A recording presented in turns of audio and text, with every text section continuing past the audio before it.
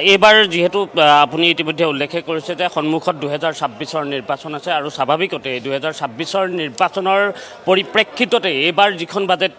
দাখিল কৰিব সেই বাজেটখন সেই কথাবোৰ প্ৰতিফলন ঘটিব আৰু বিশেষকৈ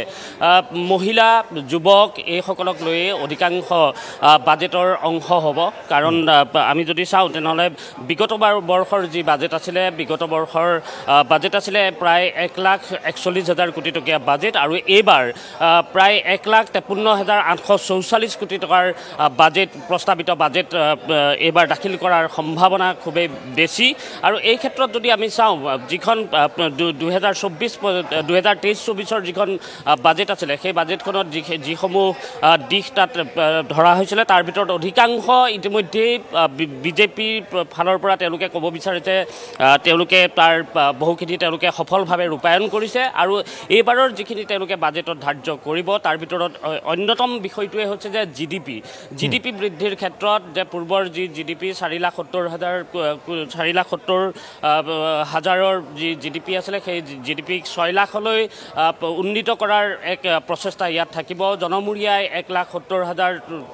টকা কৰাৰ বাবে চেষ্টা ইয়াত অব্যাহত থাকিব এইবাৰ বাজেটত প্ৰতিফলন ঘটিব আৰু পূৰ্বৰ বাজেট আৰু এইবাৰৰ বাজেট যদি তুলনাও আমি কৰবাত কৰোঁ যে পূৰ্বৰ বাজেটৰ কি হ'ল এবাৰ সফল ৰূপায়ণ কেনেধৰণে কি কৰিলে সেই ক্ষেত্ৰত অৰুণোদয় আঁচনিৰ কথা তাত আছে অৰুণোদয় 3.0 যিহেতু বৰ্তমান যিখিনি হিতাধিকাৰী বাছনি কৰিব লাগে সেই হিতাধিকাৰী বাছনি ইতিমধ্যে হৈছে নিযুত মইনাৰ কথা বিগত যিখন বাজেট আছিলে বিগত বৰ্ষৰ বাজেটত নিযুত মইনা কথা কোৱা হৈছিলে অৰ্থাৎ 25,000 টকাকৈ প্ৰতিগৰাকী শিক্ষাৰ্থী মহিলা শিক্ষাৰ্থীক তেওঁলোকে 25,000 টকাকৈ চৰকাৰখনে দিয়াৰ কথা আছিলে এই দিশটোতো বহু এতিয়ালৈকে প্ৰায় 80,000 কোটি টকা প্ৰতি মাহে প্ৰতিগৰাকী ছাত্ৰীৰ যি বেংক একাউণ্টলৈ তেওঁলোকৰ তেনেধৰণে ট্ৰান্সফাৰ হৈ আছে কাৰণ মেট্ৰিক উত্তীৰ্ণ হায়াৰ ছেকেণ্ডেৰী উত্তীৰ্ণ আৰু যিসকলে MA কৰিব বা MSc কৰিব সেইসকলৰ বাবে তেনেধৰণে 25,000 টকাকৈ নিৰ্ধাৰণ কৰিছিলে চৰকাৰে গতিকে সেইখিনি ইতিমধ্যে বিভিন্ন যিসকল হিতাধিকাৰী আছে তেওঁলোকৰ একাউণ্টলৈ ট্ৰান্সফাৰ হৈ আছে সেই কথা ইতিমধ্যে চৰকাৰখনে তেওঁলোকে দাবী কৰিছে আৰু এইবাৰৰ যিখন বাজেট এই বাজেটখনত 31,000 কোটি টকা এইবাৰ পুনৰ ঋণ লোৱাৰ তেনেধৰণৰ কথা সম্ভাৱনা যথেষ্ট বৃদ্ধি পাইছে যে তেনেধৰণে 31,000 কোটি টকা পুনৰ এইবাৰ এই বাজেটখনৰ বাবে চৰকাৰখনে ধাৰলৈ ল'ব আৰু যদি বাজেটৰ বাকী দিশসমূহ চোৱা যায় তেনেহ'লে বাজেটৰ দিশসমূহত আপুনি যদি চায় তেনেহ'লে সন্মুখত যিহেতু নিৰ্বাচন গতিকে নিৰ্বাচনী পৰিপ্ৰেক্ষিতত হ'বলগীয়া এখন যিহেতু বাজেট সেই বাজেটখনে যুৱ চামক বিশেষকৈ কেনেধৰণে তেওঁলোকে আকৃষ্ট কৰিব পাৰে এই ক্ষেত্ৰত বৰ্তমান সময়তো যদি চোৱা যায় যে পূৰ্বৰ বাজেটত যিসমূহ কথা ধৰা হৈছিল বিশেষকৈ মুখ্যমন্ত্ৰীৰ স্বনিৰ্ভৰ যিখন আঁচনি আছে সেই স্বনিৰ্ভৰ আঁচনিৰ অধীনত প্ৰতিগৰাকী যুৱকলৈ যুৱ উদ্যমীলৈ তেনেধৰণে তেওঁলোকে চৰকাৰখনে 2 লাখ টকাকৈ দিয়াৰ কথা আছিলে আৰু তাৰে প্ৰথমটো কিস্তিত ইতিমধ্যে 75,000কৈ বহুতে লাভ কৰিছে আৰু ইয়াৰ সমান্তৰালভাৱে আমি যদি চাওঁ মহিলাসকলৰ ক্ষেত্ৰত অৰুণোদয় আঁচনি চলি আছে তাৰ লগতে ঋণ মাফৰ যিটো প্ৰসংগ আছিলে যে মাইক্ৰ' ফাইনেন্সৰ ঋণ মাফ সেইসমূহ কথাও বৰ্তমান পূৰ্বৰ যি বাজেট আছিলে সেই বাজেটৰ ভিত্তিতে তেনেধৰণে ঋণ মাফ কৰা হৈছে মহিলাৰ যিসমূহ গোট আছে সেই গোটসমূহলৈ যেনেধৰণে 10,000 টকাকৈ দিয়াৰ যিটো প্ৰসংগ আছিলে তেনেধৰণে বৰ্তমান চলি আছে আৰু এতিয়াৰ এইবাৰ আজিৰ যিখন বাজেট দাখিল কৰিব সেই বাজেটখনতো তেনেধৰণেই মহিলা যুৱক তাৰ লগতে কৃষক সেইসকলৰ বাবে তেওঁলোকক সকাহ দিব পৰাকৈ বহু কথা ইয়াত থাকিব আমি যিসকল ইতিমধ্যেই বিধায়ক আহিছে তেওঁলোকৰ সৈতে আমি অকণমান কথা পাতিবলৈ চেষ্টা কৰিম ৰামকৃষ্ণ ঘোষক মই অকণমান পাইছোঁ মই ৰামকৃষ্ণ ঘোষ ডাঙৰীয়া যে বাজেট দাখিল যিহেতু হ'ব 11:30 বজাত দাখিল কৰাৰ সম্ভাৱনা আছে আৰু এই বাজেটক লৈ বিৰোধীয়ে অৱশ্যে কৈছে যে এইখন নিৰ্বাচন কেন্দ্ৰিক বাজেট এখন হ'ব কিন্তু শাসক পক্ষ আপোনালোকৰ ফালৰ পৰা বাৰম্বাৰ কৈছে আৰু মুখ্যমন্ত্ৰীয়ে বহুকেইখন বৈঠক ইতিমধ্যেই কৰিছে চাওক ইতিমধ্যে এডভান্টেজ আছাম আপোনালোকে দেখিছে তাৰ আগৰ বাজেটটোও দেখিছে কি লাগে এতিয়া অসমত কি উন্নয়নৰ বন্যা বহা নাই আপোনালোকে এইটোও দেখিছে অসমত যিমান ডিগ্ৰী দিয়া হৈছিলে আগৰ স্কুল কলেজৰ পৰা তাত এমপ্লয়মেণ্ট অৰিয়েণ্টেড নাছিলে এতিয়া যোৱা 2-3 বছৰ বা আমাৰ যোৱা 4 বছৰৰ বাজেট চাওক না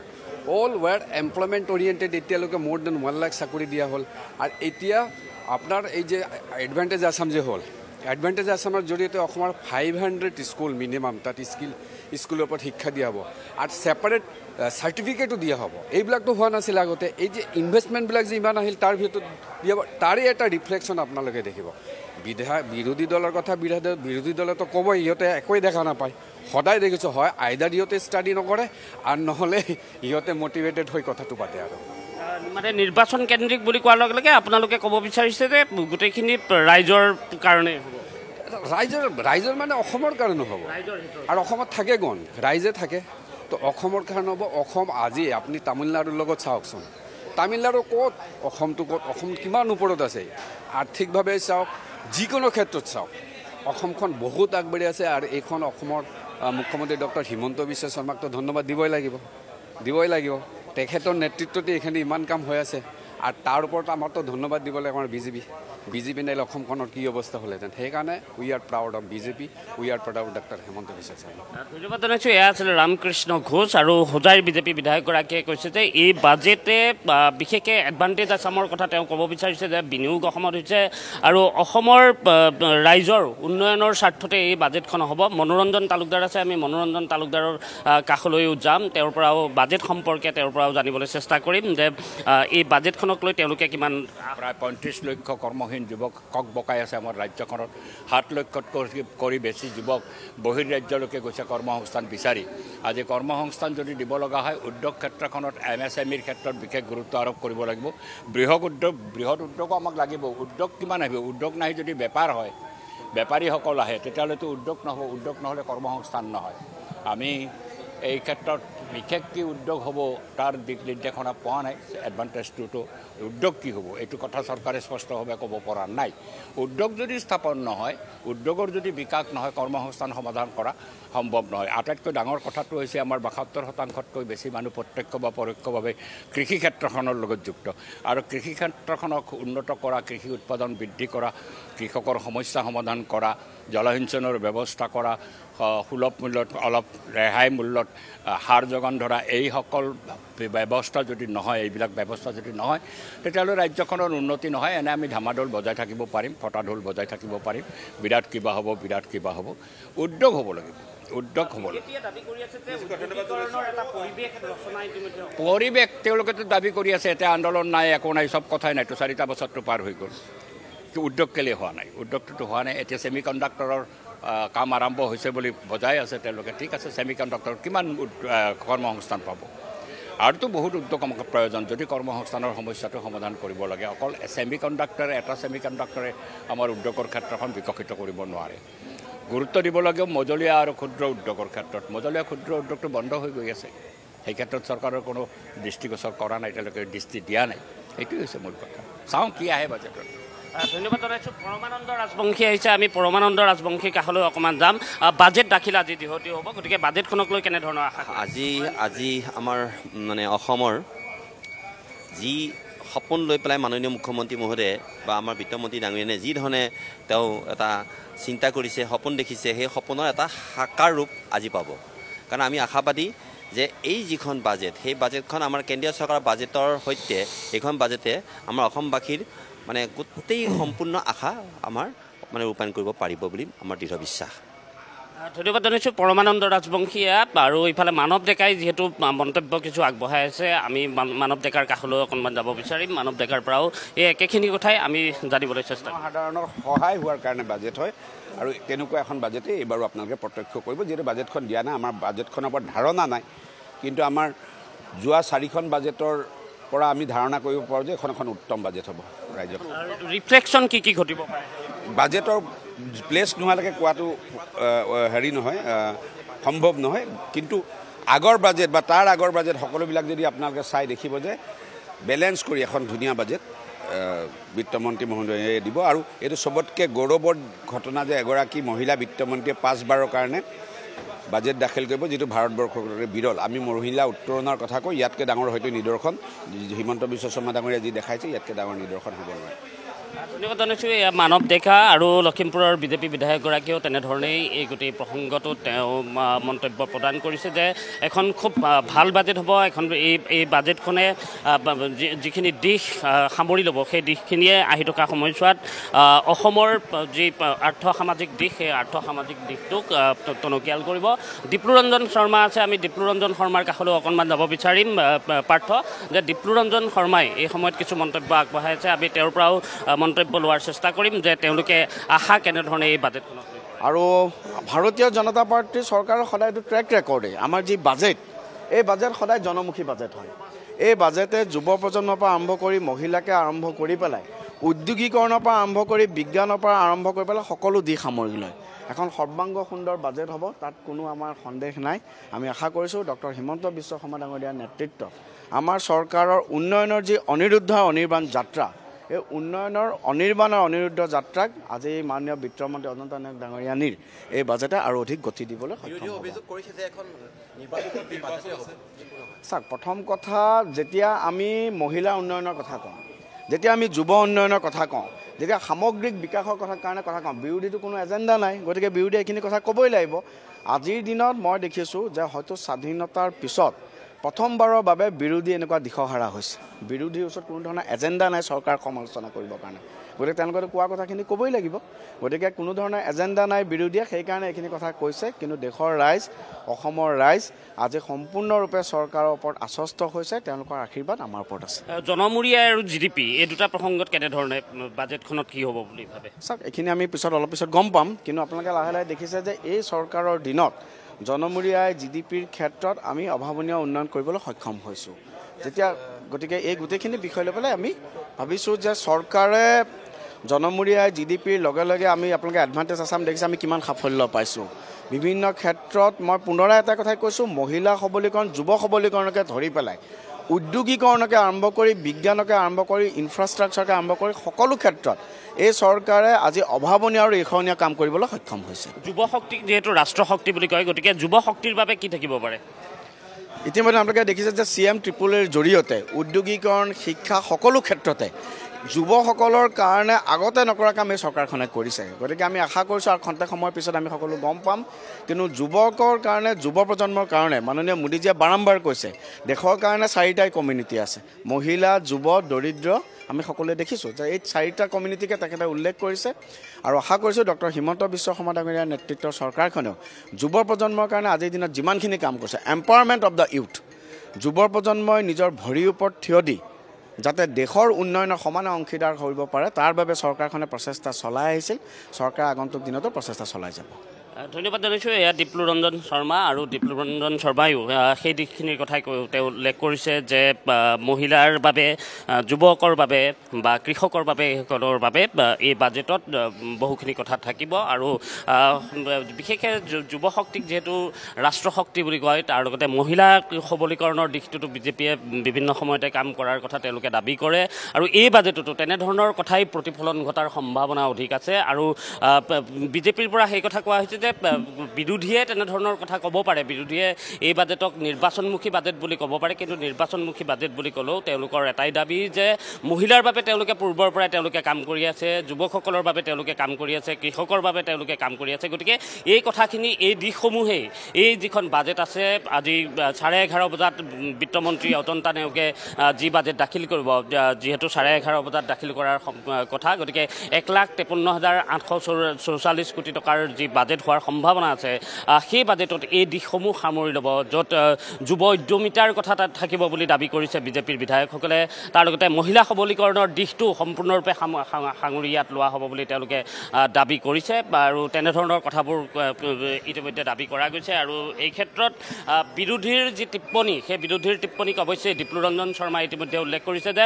বিৰোধী দিশহাৰা হৈছে, গতিকে বিৰোধীয়ে যিকোনো কথা তেওঁলোকে দাবী কৰিব পাৰে। পূৰ্বতো তেওঁলোকে তেনেধৰণৰ অভিযোগ উত্থাপন কৰে, কিন্তু সেই অভিযোগ অভিযোগ উত্থাপন কৰিলেও মহিলা যুৱক কৃষক এই যি সমাজৰ তিনিটা স্তম্ভ এই স্তম্ভসমূহৰ দিশত বিজেপিয়ে যি বাজেট আজি বিজেপি চৰকাৰখনে দাখিল কৰিব সেই চৰকাৰখনত সেই কথাবোৰ প্ৰতিফলন ঘটিব আমি কথা পাতি যাবলৈ যত্ন কৰিছোঁ ইজনৰ পিছত সিজন বিধায়কে তেওঁলোকৰ কথাসমূহ তেওঁলোকে ৰাখিছে ৰফিকুল ইছলাম আহিছে মই ৰফিকুল ইছলামৰ পৰাও এই মুহূৰ্তত অকণমান তেওঁৰ পৰা জানিবলৈ চেষ্টা কৰিম এই বাজেট সম্পৰ্কে তেওঁ কি কয় সেই সম্পৰ্কে অকণমান জানিম যে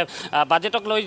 বিভিন্নজনে বিভিন্ন প্ৰতিক্ৰিয়া ব্যক্ত কৰিছে 11:30 বজাত বাজেট দাখিল কৰাৰ সম্ভাৱনা আৰু 1,53,844 কোটি টকাৰ বাজেট দাখিলৰ সম্ভাৱনা আছে গতিকে কি আশা কৰে কি হ'ব পাৰে বাজেট আমি বিচাৰোঁ যে অসমৰ সৰ্বাংগীন উন্নত স্বাৰ্থত বাজেট আহক আৰু বৈষম্যহীন বাজেট হ'ব লাগে এনেকুৱা হ'ব নালাগে যে কিছুমান অঞ্চলৰ কাৰণে একেবাৰে পইচা ঢালি দিলে কিছুমান অঞ্চলত একেবাৰে মৰুভূমি কৰিলে তেনেকুৱা হ'ব নালাগে সবকা সাথ সবকা বিকাশ যিটো বিজেপিৰ শ্লোগান এইটো আপোনাৰ প্ৰেক্টিকেলি হ'ব লাগে কিন্তু আমি বিগত দিনত দেখিছোঁ তেনেকৈ কৰা নাই তেখেতসকলে কিছুমান অঞ্চল বাদ দি লয় কিছুমান অঞ্চলত বেছিকৈ দিয়ে এই বৈষম্যহীন বাজেট আমি বিচাৰোঁ আৰু বাজেটত ৰিপিটিশ্যন হ'ব নালাগে যে যোৱা বছৰবিলাকত 2-3 বছৰ যিবিলাক মানে প্ৰতিশ্ৰুতি দি আছে সেইখিনি আকৌ ৰিপিট কৰিব আৰু হিচাপ এটা দি দিব তেনেকুৱা হ'ব নালাগে গতিকে আৰু সন্মুখত ইলেকশ্যন আহি আছে এতিয়া পঞ্চায়ত ইলেকশ্যন বিভিন্ন কাউন্সিল ইলেকশ্যন 26ৰ ইলেকশ্যন ৰেভৰি যিটো পলিটিক্স বুলি কোৱা হয় মানে কেইটামান পইচা হাতত লৈ ছটিয়াই দিয়া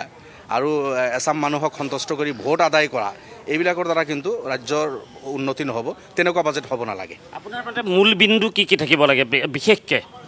শিক্ষা স্বাস্থ্য কমিউনিকেশ্যন আৰু আপোনাৰ বিভিন্ন জাতি জনগোষ্ঠীৰ সমানুপাতে তেখেতসকলৰ মাজত বিতৰণ এগ্ৰিকালচাৰ ইৰ'শ্যন প্ৰটেকশ্যন এইবিলাকক মানে বাজেটত থাকিব লাগে আৰু এই ধন্যবাদ জনাইছোঁ এয়া ৰফিকুল ইছলাম আৰু ৰফিকুল ইছলামেও সেই কথাখিনি তেওঁৰ কথাখিনি উল্লেখ কৰিছে যে বাজেটখন কেনেকুৱা হ'ব লাগে আৰু সবকা সাথ সবকা বিকাশ এই যি মন্ত্ৰ সেই মন্ত্ৰৰে বাজেটখন আগবাঢ়িব লাগে বুলি কৈছে মই অকণমান যিহেতু দিগন্ত কলিতাই সিফালে তেওঁ মন্তব্য আগবঢ়াইছিলে পীযুষ হাজৰিকা আছে অকণমান মই পীযুষ হাজৰিকাৰ পৰা সৰুকৈ আপুনি এটা বাক্যত মাত্ৰ জানিব বিচাৰিছোঁ যে বাজেটখন যিহেতু 11:30 ইমান গম পোৱা নাই অলপ পাছতে গম পাম পীযুষ হাজৰিকা তেওঁ ক'লে যে বাজেট সম্পৰ্কে তেওঁ এতিয়াই অৱগত হোৱা নাই গতিকে তেওঁ সময়ত সেইখিনি তেওঁ যিখিনি গম পাব তেওঁ উল্লেখ কৰিব দিগন্ত কলিতা আছে মই দিগন্ত কলিতাৰ ওচৰলৈ অকণমান গৈছোঁ বিশ্বজিৎ ফুকনো আছে দিগন্ত কলিতা আমি এই বাজেটখন লৈ পেলাই আমি যথেষ্ট আশাবাদী আজি বিশ্বজিৎ ফুকন আৰু মই দুয়োজনে আমি ৰাতিপুৱা গাড়ীত আহি থাকোঁতে কথা পাতিছোঁ যে আপোনালোকে ভাল পাব যে এই বাজেটখন এইবাৰ গাঁৱলৈ লৈ গৈছে আৰু আমাৰ চৰকাৰখনৰ এখন শেষৰ বাজেট ইয়াৰ পিছত আৰু পূৰ্ণাংগ বাজেট নহয় এই বাজেটখনে আমাৰ অসমখন আগুৱাই লৈ যোৱাৰ ক্ষেত্ৰত ডক্টৰ হিমন্ত বিশ্ব শৰ্মা ডাঙৰে যি সংকল্প এই সিদ্ধিলৈ ৰূপায়ণ হ'ব আৰু অসমখন এক পূৰ্ণাংগ নতুন অসম গঢ়াৰ যি সপোন মুখ্যমন্ত্ৰী ডাঙৰীয়াৰ আছে সেই সপোন বাস্তৱলৈ ৰূপায়ণ হ'ব সংকল্প সিদ্ধিলৈ ৰূপান্তৰ আচলতে যোৱা 4টা বছৰ ডক্টৰ হিমন্ত বিশ্ব শৰ্মা ডাঙৰীয়াৰ নেতৃত্বত অসমখনৰ যি দ্ৰুত বিকাশ এই বিকাশ বাজেটত ৰিফ্লেক্ট হ'ব এইখন এখন জনমুখী বাজেট হ'ব যদিও বাজেটখন দিয়া নাই আমাৰ যিমান দূৰ ধাৰণা আমি যিখিনি অনুমান কৰিব পাৰিছোঁ বিশেষকৈ সকলো শ্ৰেণীৰ লোকৰ বাবে কৃষক গাঁৱৰ সাধাৰণ ৰাইজ কৰ্মচাৰী মধ্যবিত্ত উচ্চবিত্ত প্ৰত্যেকটো শ্ৰেণীৰ লোক উপকৃত হ'ব পৰাকৈ এখন অতি জনমুখী বাজেট হ'ব আৰু এই বাজেটে আহি থকা দিনৰ অসমৰ এক উজ্জ্বল প্ৰতিচ্ছবি ইয়াতে দাঙি ধৰিব মই আগতীয়াকৈ অজন্তা নেওগ মহোদয়াক অভিনন্দন জনাইছোঁ এগৰাকী মহিলা বিত্তমন্ত্ৰী হিচাপে তেওঁ পঞ্চমবাৰৰ বাবে তেখেতে বাজেট দাখিল কৰিছে অসমৰ ইতিহাসত এইটো এটা ডাঙৰ কথা তেখেতক অভিনন্দন জনাইছোঁ আৰু এই বাজেট 1.5 লাখ কোটিৰো অতিক্ৰম কৰিব আমি অনুমান কৰিছোঁ কাৰণ যোৱা বছৰ বাজেট ছাপ্লিমেণ্টাৰী বাজেট লগ লাগিলে প্ৰায় 1,60,000 কোটিৰ অধিক হ'ল আৰু আটাইতকৈ ডাঙৰ কথাটো হ'ল যে যোৱা বছৰ যি বাজেট এই বাজেট সৰ্বকালৰ ভিতৰত সৰ্বাধিক পাৰ্চেণ্টেজ 85% বাজেট ইতিমধ্যে খৰচ হৈছে যিটো কেতিয়াও হোৱা নাছিল এখন বাজেট আগতে কংগ্ৰেছৰ দিনত আপোনালোকে দেখিছিলে যে 43,000 কোটি টকাৰ বাজেট থাকে 14 চনত যেতিয়া তৰুণ গগৈ ডাঙৰীয়া চৰকাৰ আছিল এতিয়া সেই বাজেট গৈ 1,60,000 কোটি টকাৰ পৰ্যায় পাইছে আৰু তাৰে 85% ইতিমধ্যে খৰচ হৈছে তাতোতকৈ ডাঙৰ কথা সেই সময়ত 2,000 কোটি টকা ইনফ্ৰাষ্ট্ৰাকচাৰত আন্তঃগাঁথনিত ধৰা হৈছিলে এতিয়া বাজেটৰ আন্তঃগাঁথনিত 25,000 কোটিলৈকে আগবাঢ়িব পৰা হৈছে গতিকে এই বাজেটে শক্তিশালী অসমৰ অৰ্থনীতিৰ প্ৰতিচ্ছবি বহন কৰিছে ধন্যবাদ জনাইছোঁ বিশ্বজিৎ ফুকন আৰু দিগন্ত কলিতা তেওঁলোকে দিগন্ত কলিতাই কৈছে যে মুখ্যমন্ত্ৰীৰ যি সংকল্প সেই সংকল্পক সিদ্ধিলে ৰূপান্তৰ কৰাৰ এইখন বাজেট হ'ব তাৰ লগতে বিশ্বজিৎ ফুকনে কেইটামান দিশ তেওঁ উনুকিয়াইছে যে এই বাজেটে কেনেধৰণে কোনবোৰ দিশ আগুৱাই নিব আৰু বিশেষকৈ যুৱ উদ্যমিতাৰ ক্ষেত্ৰত কেনেধৰণে কাম কৰিব বাজেটখনে বা পূৰ্বৰ বাজেট তৰুণ গগৈ চৰকাৰৰ দিনত প্ৰয়াত তৰুণ গগৈ চৰকাৰৰ দিনত 43,000 কোটি টকাৰ বাজেট আছিলে আৰু তেওঁ দাবী কৰিব বিচাৰে যে এতিয়া 4 গুণ পৰ্যন্ত বৃদ্ধি পাইছে বাজেট আন্তঃগাঁথনিৰ বাবে যি বাজেট সেই আন্তঃগাঁথনিৰ বাবে ধাৰ্য বাজেটো পূৰ্বতকৈ বৃদ্ধি পোৱাৰ কথা তেওঁ উল্লেখ কৰিছে আৰু সমান্তৰালভাৱে তেওঁ বাকী দিশসমূহ কেনেধৰণে এই গোটেই বাজেটখনৰ ৰিফ্লেক্ট হ'ব আৰু বিশেষকৈ বিত্তমন্ত্ৰী হিচাপে অজন্তা নেওগে যে পঞ্চমবাৰলৈ এই বাজেট দাখিল কৰিব সেই কথাকো তেওঁ ইতিমধ্যে অভিবাদন জনাইছে বিত্তমন্ত্ৰী অজন্তা নেওগক আৰু সেই কথাটো অৱশ্যে আন বহুকেইগৰাকী বিধায়কে উল্লেখ কৰিছে বিশেষকৈ মানৱ ডেকাই সেই কথা অভিনন্দন জনাইছে বিত্তমন্ত্ৰী অজন্তা নেওগক যে অজন্তা নেওগে একেৰাহে তেওঁ পঞ্চমবাৰৰ বাবে বাজেট দাখিল কৰিব এগৰাকী মহিলা বিত্তমন্ত্ৰী হিচাপে গতিকে বিত্তমন্ত্ৰী অজন্তা নেওগে 11:30 বজাত যি বাজেট দাখিল কৰিব সেই ক্ষেত্ৰত যিটো সম্ভাৱনা ব্যক্ত কৰা হৈছে যে 1,53,844 কোটি টকাৰ বাজেট হোৱাৰ সম্ভাৱনা আছে আৰু এই বাজেটত GDP বৃদ্ধি বা জনমূৰি আয় বৃদ্ধিৰ এই প্ৰসংগবোৰ আছে যুৱ উদ্যমিতাৰ কথাবোৰ আছে মহিলাৰ সবলীকৰণৰ দিশবোৰ সামৰি কেনেধৰণে লোৱা হ'ব আৰু বিৰোধী বিধায়কৰ ক্ষেত্ৰত আমি ৰফিকুল ইছলামে যিকেইটা কথা কৈছে যে শিক্ষা স্বাস্থ্য এই দিশবোৰত বাজেটত অধিক গুৰুত্ব প্ৰদান কৰিলেহে অসমৰ সামগ্ৰিক উন্নয়ন হ'ব সামগ্ৰিক বিকাশ হ'ব তাৰ লগতে তেওঁ কৈছে যে বাজেট যাতে এটা নিৰ্দিষ্ট জনগোষ্ঠীক কেন্দ্ৰ কৰি এটা বাজেট নহয় যাতে সবকা সাথ সবকা বিকাশৰ যি বিজেপিৰ শ্লোগান সেই বিজেপিৰ শ্লোগান যেন বাজেটত যাতে প্ৰতিফলিত ঘটে তেওঁ সেই তেনেধৰণৰ সম্ভাৱনা ব্যক্ত কৰিছে